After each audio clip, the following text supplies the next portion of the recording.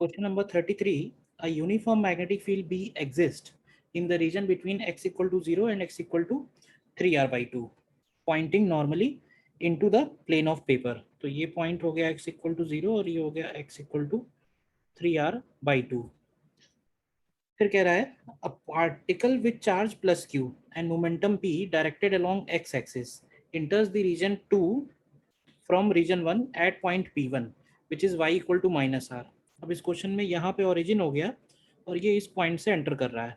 ठीक है, ये पॉइंट हमको दिख रहा है यहाँ से. तो एंटर होने के जस्ट बाद सपोज उसकी वेलोसिटी इस डायरेक्शन में है. अब इसमें हमको फाइंड करना है करेक्ट ऑप्शंस.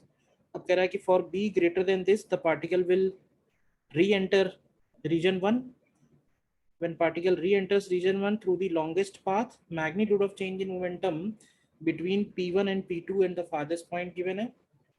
ठीक है, तो सबसे पहले ये देखते हैं कि अगर ये रीजन 1 में इसको वापस आना है तो क्या कंडीशन होनी चाहिए. तो देखो रीजन 1 में वापस आने के लिए हम लोग बोलेंगे कि इसका जो रेडियस है, यानी सपोज ये इस पॉइंट से बाहर आ रहा है, तो इसका ये जो रेडियस है यहाँ से यहाँ का डिस्टेंस ये 3r/2 से कम होना चाहिए. ठीक है, तो हम इसमें बोल सकते हैं कि particle will re-enter region 1 if radius. अब देखो रेडियस को हम लोग लिखते हैं mv/qb. ठीक है, mv/qb. This radius is less than 3r/2. ठीक है, और mv की जगह हम लोग p लिख सकते हैं.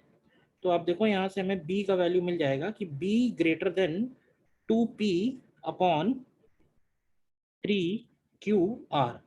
तो अगर b का वैल्यू इससे बड़ा है तो उस केस में पार्टिकल रीजन 1 में वापस आ जाएगा, यानी कि ऑप्शन ए करेक्ट है. ठीक है, इसके बाद कह रहा है when the particle re-enters region 1 through the longest path. तो देखो ये जो पाथ मैंने दिखाया ये लॉन्गेस्ट नहीं है. लॉन्गेस्ट पाथ बनेगा जब ये यहाँ पे इस पॉइंट को जस्ट टच करता हुआ इधर से वापस आएगा. तो कह रहा है कि change in momentum p1 and farthest point of y axis, यानी ये पॉइंट और ये point, change in momentum p/√2 लिखा है. लेकिन चेंज इन मोमेंटम देखो एंटर होते समय p है, बाहर आते समय -p है, तो उस केस में चेंज इन मोमेंटम 2p के बराबर आएगा. ठीक है ना, तो ऑप्शन ए तो करेक्ट है. ऑप्शन बी में अगर हम डेल्टा पी निकालेंगे तो डेल्टा पी की वैल्यू 2p के बराबर आएगी, तो ऑप्शन बी करेक्ट नहीं आएगा.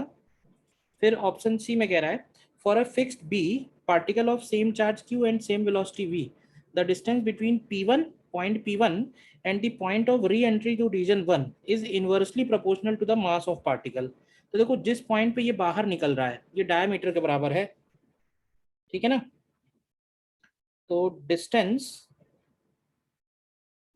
of point P1 and the point of re-entry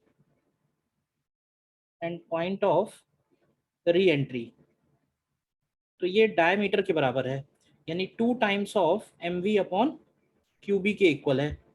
तो उसमें कह रहा है कि ये मास के इनवर्सली प्रोपोर्शनल है, तो बल्कि ये मास के इनवर्सली प्रोपोर्शनल नहीं है, तो ये मास के प्रोपोर्शनल है. तो ऑप्शन सी भी इनकरेक्ट है. और फिर डी में कह रहा है for b equal to 8/13 p/qr the particle will enter 3 through point p2. मतलब अगर b की वैल्यू इतनी है तो यहाँ से एंटर होके वो p2 से बाहर निकल रहा है. तो देखो इसको हम थोड़ा सा सॉल्व कर लेते हैं. अगर ये p1 से एंट्री होके p2 पे बाहर निकल रहा है, देखना जरा ध्यान से, तो हम देखेंगे कि इसका मैग्नेटिक फील्ड कितना होना चाहिए. उल्टा सॉल्व कर लेते हैं एक तरह से. तो अगर हम यहाँ पे इसका रेडियस बनाएंगे तो अब ध्यान से देखो, तो ये वाला डिस्टेंस रेडियस r के इक्वल है और यहाँ से यहाँ का डिस्टेंस कैपिटल R के इक्वल है. देखिए ध्यान से, और ये वाला डिस्टेंस 3r/2 के इक्वल है. तो अगर हम ये वाला डिस्टेंस निकालें यहाँ से यहाँ, तो ये डिस्टेंस आप देखिए कितना निकल के आएगा. इस डिस्टेंस की वैल्यू हो जाएगी r माइनस कैपिटल R के इक्वल, क्योंकि यहाँ से लेके यहाँ तक का डिस्टेंस r है, कैपिटल R उसमें से सब्ट्रैक्ट कर दिया. ठीक है, तो अब देखो इसमें और इसमें एक पाइथागोरस रिलेशन बन रहा है जिससे हमको स्मॉल r निकल के आएगा.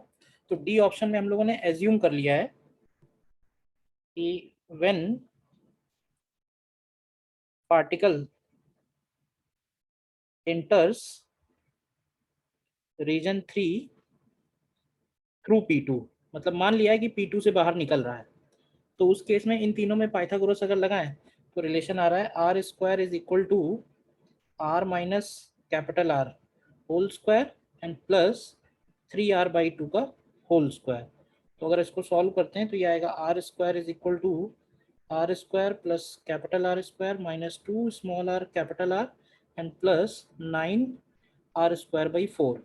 तो इसमें से ये आर स्क्वायर कैंसिल हो रहा है और यहाँ से अगर हम स्मॉल आर की वैल्यू निकालें तो 9/4 बन जाएगा 13/4, और तो ये 13r/8 के इक्वल आएगा। और r को हम लोग लिख सकते हैं mv/qb, ठीक है ना। mv का मतलब हो गया p। तो यहाँ से अगर हम b का वैल्यू निकालते हैं तो b का वैल्यू आप देखो 8/13 टाइम्स p/qr के इक्वल आता है, यानी कि हमारा ऑप्शन डी करेक्ट आ जाएगा।